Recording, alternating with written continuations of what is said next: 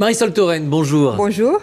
Est-ce qu'il y a en France un développement inquiétant des cas de coronavirus ? Non, il n'y a pas depuis les deux patients qui ont été atteints du coronavirus dans le Nord, dont un est malheureusement décédé, il n'y a pas de nouveaux cas en France de coronavirus. Je veux dire que chaque jour pratiquement, des personnes sont testées. À ce jour, 49 personnes ont été testées pour savoir si elles étaient atteintes ou non par le coronavirus. Et dans les 49 cas, les résultats sont revenus négatifs, ce qui veut dire que la suspicion n'a pas été confirmée. Nous sommes en attente d'un résultat, comme ça a été le cas au cours des dernières semaines pour les autres patients. Est-ce qu'il ne serait pas nécessaire néanmoins, au nom de la précaution, de suspendre les vols entre la France et l'Arabie Saoudite, ou au moins de contrôler plus drastiquement les passagers qui en reviennent ? Nous donnons des conseils et nous recommandons aux voyageurs, lorsqu'ils vont dans les pays du Moyen-Orient, de respecter des règles d'hygiène extrêmement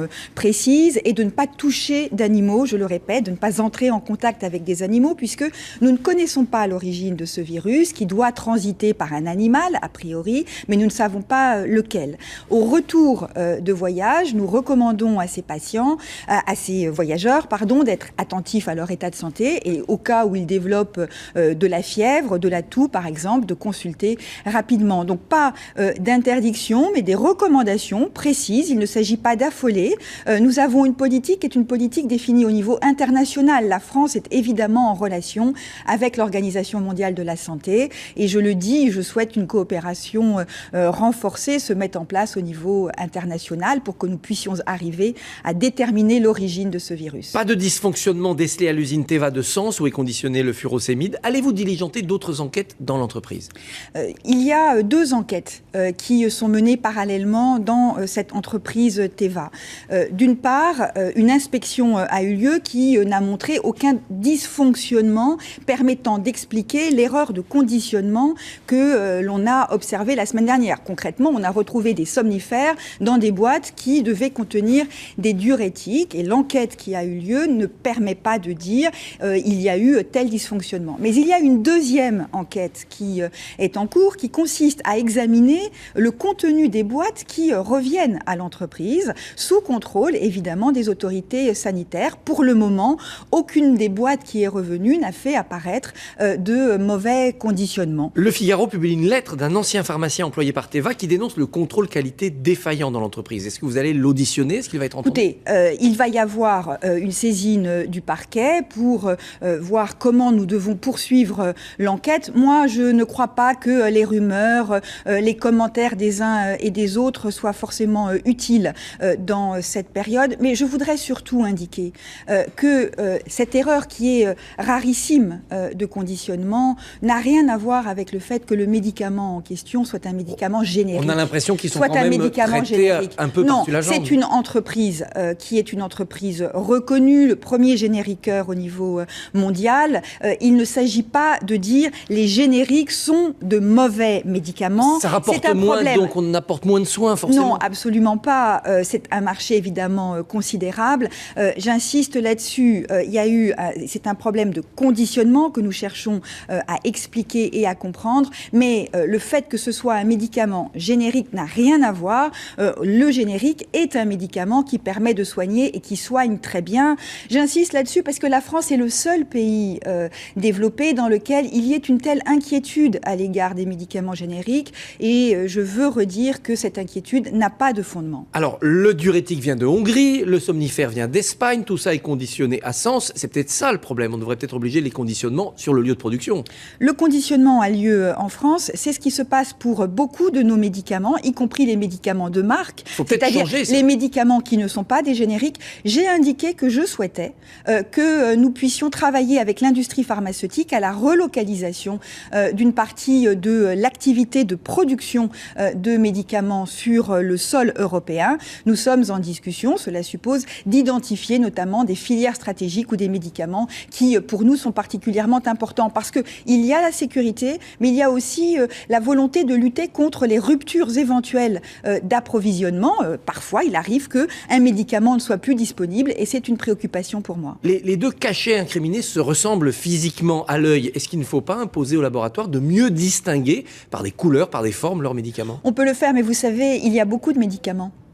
Il y a beaucoup de médicaments et on le voit, qu'il s'agisse de médicaments de marque ou de médicaments génériques. Prenez ceux que peut-être vous utilisez à l'occasion ou de façon plus régulière et ils se ressemblent. Et donc l'enjeu, il est de faire en sorte d'apporter une garantie que le patient n'ait pas à se demander lui-même si le médicament qu'il prend est le bon, mais qu'il ait confiance. Cela dit, j'observe que dans le cas du furosémide, c'est une patiente qui a donné l'alerte et donc ça a fonctionné. Confirmez-vous que le paquet de cigarettes va augmenter de 40 centimes en 2 fois 20 centimes? Une hausse du prix des paquets de cigarettes a été décidée dans la loi de financement de sécurité sociale à la fin de l'année dernière. Cette hausse va intervenir début juillet. Elle représentera 30 à 40 centimes selon le prix de base du paquet de cigarettes, a priori en un temps. Et les discussions ont lieu aujourd'hui pour savoir à quel moment exactement cela va intervenir, mais ça se fera début juillet. C'est pour ça que vous freinez sur la cigarette électronique, c'est pour qu'on continue à fumer de vraies cigarettes qui rapportent à l'État? Non, je ne veux pas que la cigarette rapporte à l'État. Et d'ailleurs, nous augmentons le prix du paquet de cigarettes comme un élément d'une stratégie d'ensemble pour amener les gens à arrêter de fumer. Moi, je voudrais rappeler que le tabac tue. 73 000 personnes? Oui, 200 personnes par jour. C'est donc la première cause de mortalité que l'on pourrait éviter dans notre pays. C'est un enjeu de santé publique. Il ne s'agit pas simplement de jouer sur la fiscalité, parce que ça ne suffit pas. C'est pour cela que j'ai annoncé un plan d'ensemble destiné aux femmes enceintes, à poser un logo pour rappeler aux femmes enceintes, un logo sur les paquets de cigarettes pour leur rappeler que fumer est dangereux, aider au sevrage, c'est-à-dire concrètement apporter une aide financière pour que les gens arrêtent de fumer et encadrer l'utilisation de la cigarette électronique qui aujourd'hui se développe de façon un peu préoccupante parce que ça apparaît comme un produit mode, un produit chic et moi je ne veux pas qu'on se mette à fumer la cigarette électronique comme autrefois on s'est mis à fumer du tabac. Vous allez prendre en main la réforme sur les retraites. Oui. Est-ce qu'aligner le public sur le privé est votre objectif ? L'objectif du gouvernement, c'est une réforme qui soit une réforme juste. Vous savez, on parle beaucoup des retraites et trop souvent. Et il faut donc arrêter avec ces petites réformes à répétition qui ont pour seul objectif de financer à quelques années et qui n'y arrivent pas. Une grande réforme, c'est public-privé aligné.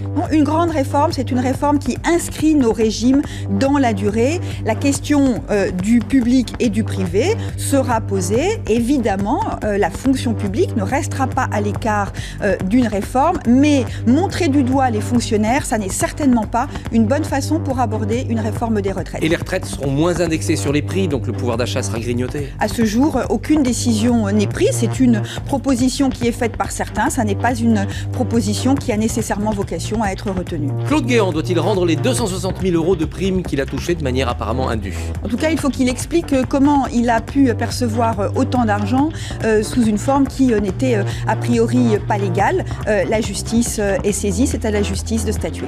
Marisol Touraine, merci, bonne journée. Bonne journée. Merci.